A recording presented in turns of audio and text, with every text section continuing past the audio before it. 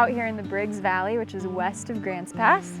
Huge trail network out here. So we're working on the lower Taylor Creek Trail, which is the backbone trail that goes through this whole valley.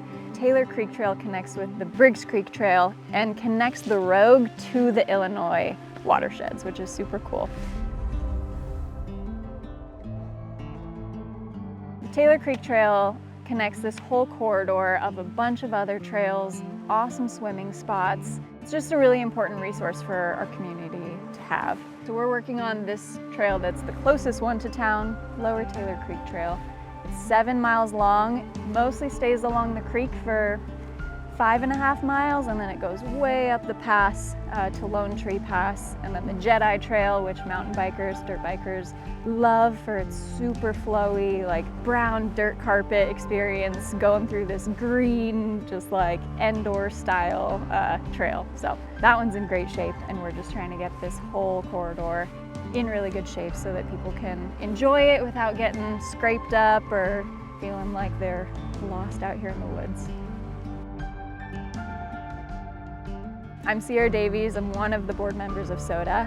We've got a board of maybe 7 or 8 people and a ton of volunteers out here today, a ton of volunteers that are always helping us, but we're a totally volunteer-run trail organization, so we just do this for fun and for the love of trails. There's not a lot of funding anymore for public lands, and we have hundreds of miles of front country trails, back country trails, wilderness trails in our area, and not a ton of people to maintain them anymore. So we're just trying to build that up and show people that it's fun actually to maintain trails. It really is. We have a lot of fun out here.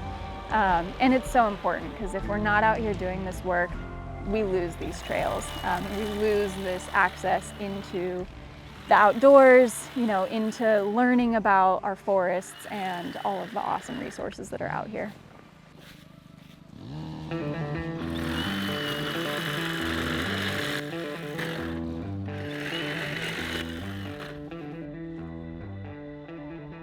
My name's Larry. I'm the president of the Southern Oregon Trail Alliance, and today we're out on the trail. I'm out in front running the saw.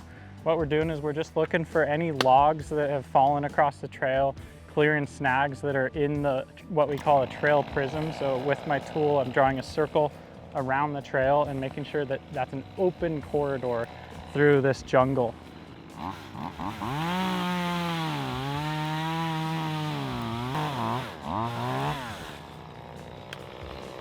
Behind me, we've got Adrian, another board member. He's running the hedge trimmer. We love the hedge trimmers for stuff like all this poison oak. It's really nice to use on that. Usually 2 hedge trimmers on every crew behind the sawyers, and then behind him are loppers. So people using just handheld loppers, really easy tool to use, cutting any thick woody brush like this all the way down to the ground so that hopefully we don't have to come back within 3 years and we can just keep this trail really nice and super accessible. After that, we have a crew of rakers, and they're just basically raking all this loose rock out of the trail. When I'm walking down the trail, it's really easy for me to roll my ankle on these boulders, so they're just pushing all that out of the way, as well as getting all the debris that the hedge trimmers and loppers have cut. We're, let's see, 3.5 hours in. We've gone approximately 0.7 trail miles. We've got another like 1/4 mile to go.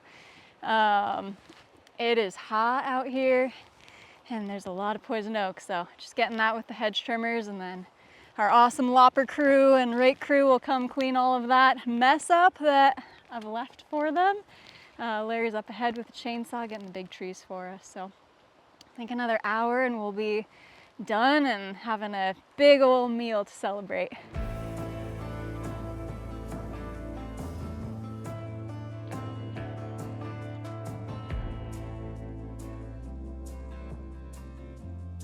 These trails used to get maintained by government employees, right?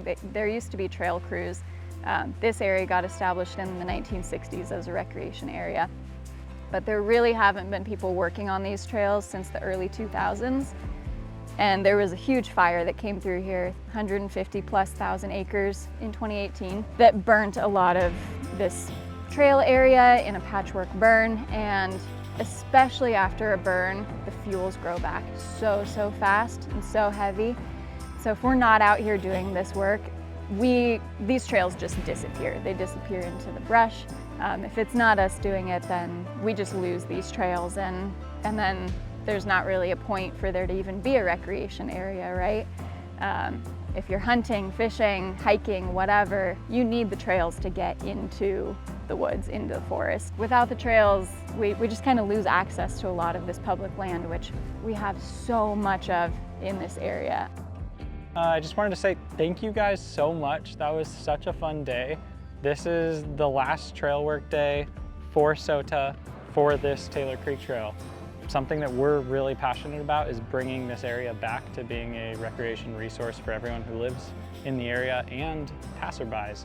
We get a lot of people from out of state coming to the Taylor Creek area to ride Jedi Trail, stuff like that. So thank you guys so much for helping us on this project. We literally could not do it without you. It's so heartwarming and fulfilling to get to share that time on the trail with you guys and get to share the after trail time with you. I want to say thank you to Ellen and Nick for bringing food and just helping us out. Yeah. Oh, Cheers. cheers.